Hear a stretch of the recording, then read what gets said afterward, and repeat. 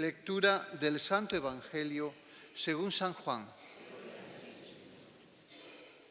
En aquel tiempo dijo Jesús a sus discípulos: si me amáis, guardaréis mis mandamientos, y yo le pediré al Padre que os dé otro Paráclito, que esté siempre con vosotros, el Espíritu de la verdad. El mundo no puede recibirlo porque no lo ve ni lo conoce. Vosotros, en cambio, lo conocéis porque mora con vosotros y está en vosotros. No os dejaré huérfanos, volveré a vosotros. Dentro de poco el mundo no me verá, pero vosotros me veréis y viviréis, porque yo sigo viviendo. Entonces sabréis que yo estoy en mi Padre, y vosotros en mí, y yo en vosotros. El que acepta mis mandamientos y los guarda, ese me ama. Y el que me ama será amado por mi Padre. Y yo también lo amaré y me manifestaré a él. Palabra del Señor.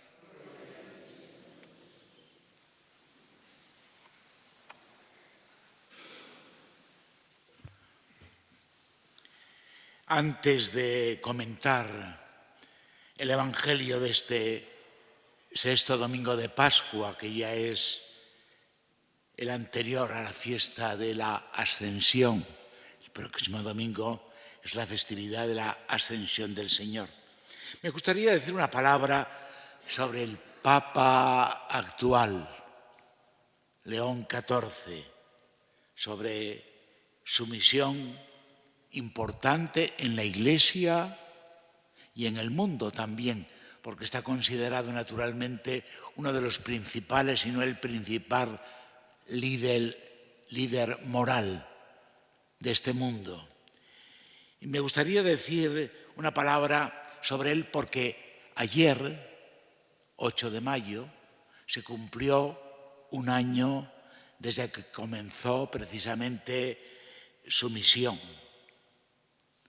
como sucesor de San Pedro. Ya sabéis que para el Papa no hay ninguna ceremonia especial, ninguna consagración como para el sacerdote, para los obispos, sino simplemente una designación, una elección. El Papa es el obispo de Roma que nos preside en la caridad, y como Roma fue precisamente la ciudad de San Pedro, y San Pedro fue a quien Jesús dejó encargado de la unidad de la Iglesia, de la caridad en la Iglesia, pues el Papa de Roma es precisamente el que nos preside en la caridad. Y de alguna manera yo pienso que dedicarle hoy un momento es también vivir un poco la situación de la Iglesia actual, porque en el fondo somos la Iglesia y nos deben de preocupar también las cosas de la Iglesia. ¿Sabéis que se llamó antes, ahora es León XIV, se llamó Roberto Prevost, y es un norteamericano, el primer papa norteamericano. Es de la ciudad de Chicago y es además religioso agustino. Ha habido ya otros 2 papas anteriormente, en el siglo XIII y en el siglo XV, de esta orden de San Agustín, que sigue la regla de San Agustín. Y tiene 69 años y fue elegido para continuar la misión de Francisco, que no cabe duda que fue un papa singular. Yo digo que fue un bulldozer, porque naturalmente al Papa Francisco el Colegio de Cardenales le encargó una misión difícil, que era la restauración de la Iglesia, la reforma de la Iglesia. La Iglesia necesitaba una reforma en su organización. Y sabéis que antes del cónclave se tienen una serie de reuniones donde los cardenales, pues de alguna manera, reflexionan sobre el momento actual y quién es la persona que en este momento puede dirigir mejor la Iglesia. Y naturalmente las reformas en la Iglesia son difíciles. Se necesita papas de un temperamento especial. Y a opinión de los cardenales, Francisco tenía esas cualidades y realmente comenzó esta reforma de la Iglesia. Y para continuarla había que buscar otra persona. Y la preparó el propio Francisco, porque Robert Prevost Agustino había sido prior de los agustinos, es decir, la principal autoridad de los agustinos, y por eso vino a España varias veces, visitando los colegios y las obras, pero su carrera eclesiástica o su currículum eclesiástico fue vertiginoso porque el Papa le hizo obispo siendo misionero en Chiclayo en el 2015 y en el 2025, 10 años después, es elegido Papa. Es decir, que realmente desde que fue elegido obispo hasta que fue elegido Papa han transcurrido solamente 10 años. Y por eso yo creo que el Papa vio que este Agustino podía ser, después de una época, pues sí, dura, de reformas con problemas como la de Francisco, hacía falta una que pusiera un poco de paz, de serenidad, que continuara, eso sí, que continuara la reforma, porque la Iglesia necesita las reformas. Por eso Francisco se llamó Francisco, que fue el primer papa que recibió este nombre, naturalmente heredado de San Francisco, que tuvo una visión del Señor que le mandó: reforma tu Iglesia, San Francisco de Asís. Y Bergoglio, que sí, cuando fue elegido Papa, le encargaron esta misión de reformar la Iglesia, pues dice, qué mejor que elegir como Papa el nombre de Francisco. Pues Francisco comenzó la restauración de la Iglesia y ahora el Papa Robert Prevost la continúa pues con más serenidad, con más discreción, pero con la misma firmeza. Él, cuando entró en el cónclave, ya se sabía más o menos que iba a ser elegido Papa. Al fin y al cabo, los electores eran 133 cardenales y sacó 107 votos. O sea que le eligieron casi el 90% de los cardenales.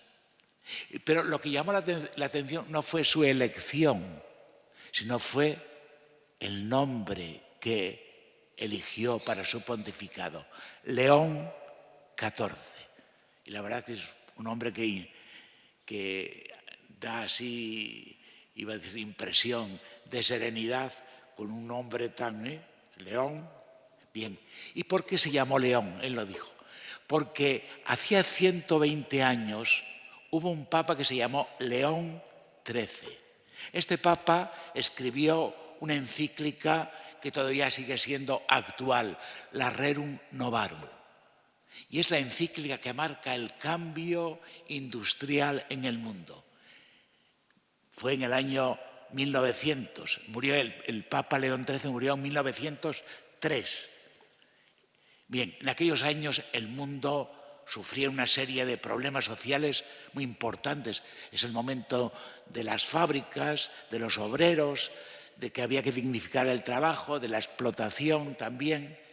Y fue precisamente León XIII el que tuvo la valentía de clarificar este mundo de valores en aquella época industrial, de cambio industrial. Y este Papa se dio cuenta de que estábamos también en un momento de cambio importante, el cambio a la era digital, a la época digital, que es un cambio de inteligencia artificial, que es un cambio que va a traer muchos problemas y va a plantear muchos problemas. Y es un cambio también de orden mundial, el orden que nació después de la Segunda Guerra Mundial se está viniendo abajo. Como veis, no hay más que guerras, no hay más que iba a decir, agresiones, hay una ambición de poder tremenda, a ver cuál es la nación que coge la égida del mundo. Bien, y hay una serie de problemas éticos, también de antropología, muy importante. Los trans, se puede ser hombre y mujer, según lo decidas tú. Hoy soy hombre y mañana me puedo convertir en mujer y pasado mañana puedo volver a cambiar otra vez, porque es por voluntad. Como veis, estamos en una serie de problemas tremendos. Y el Papa se ha dado cuenta de esto. Y por eso se anuncia su primera encíclica para este 15 de noviembre. El 15 de mayo. El 15 de mayo fue la fecha de la Rerum Novarum, fue la fecha de la Mater et Magistra, 15 de mayo, fue la fecha de Centesimus Annus de San Juan Pablo II y se anuncia una encíclica del Papa sobre esta problemática de la época digital, del orden mundial y de los problemas éticos. Bien, pues este es el Papa y debemos de alguna manera de sintonizar con este momento de la Iglesia. La Iglesia está cogiendo precisamente otra vez protagonismo, es decir, valor. El Papa sigue siendo un personaje importante. Y este Papa, primero, cuando fue elegido, pronunció una frase sobre la paz que fue llamativa. Hay que luchar por una paz desarmada y desarmante, que quiere decir que la paz no se consigue por las armas, sino por el diálogo. Una paz desarmada y desarmante. Una paz por el diálogo. Tenemos que... ¿Por qué? Porque las guerras hoy son devastadoras. La cantidad de gente que puede morir inocente, porque, lo digo siempre, los que mueren en las guerras no son los que las arman, sino son la gente sencilla que no tiene más remedio a lo mejor que coger las armas o sufrir los bombardeos.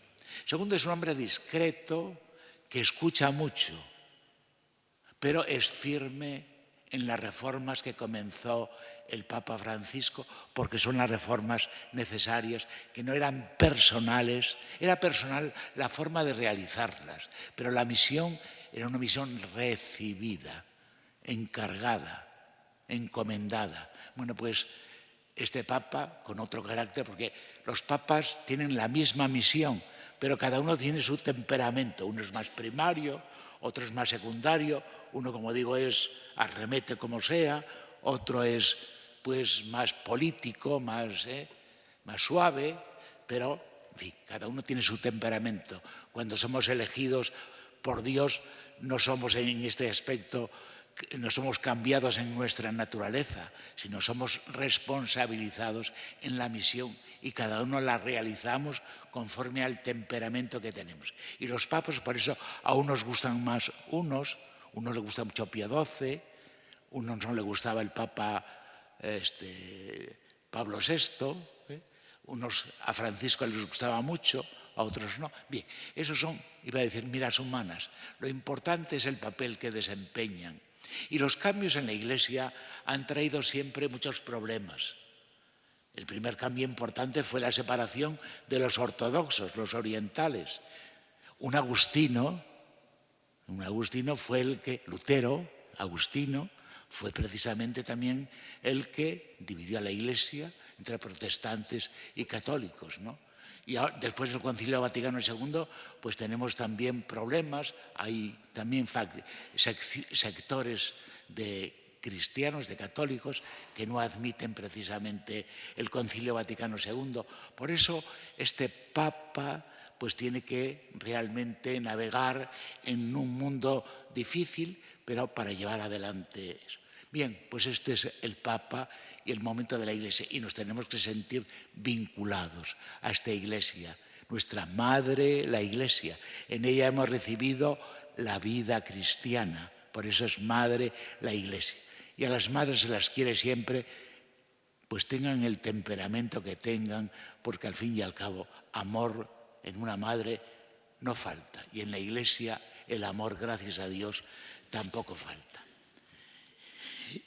Y con relación al Evangelio de hoy, es el anuncio de que va a venir el Espíritu Santo, que le llama Paráclito.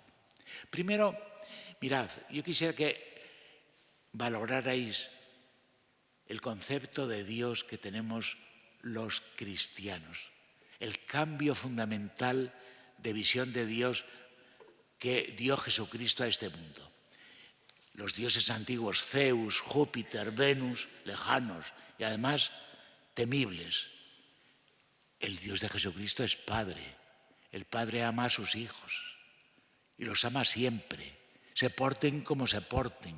Son hijos, se porten bien o se porten mal. Estén en casa o se marchen de casa. Pues ese es Dios es Padre. Es quizá el primer valor. Bien, y este Padre nos ama, ha dejado precisamente el ADN suyo en nosotros. Y de esta forma adivinamos la inhabitación del Espíritu Santo. El Espíritu Santo está en todo hombre.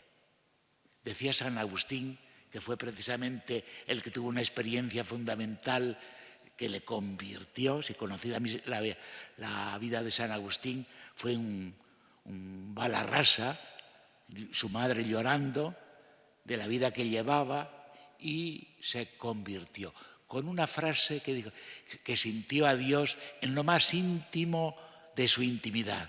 Dijo: Dios está en nosotros, íntimo meo, en lo más íntimo de mí.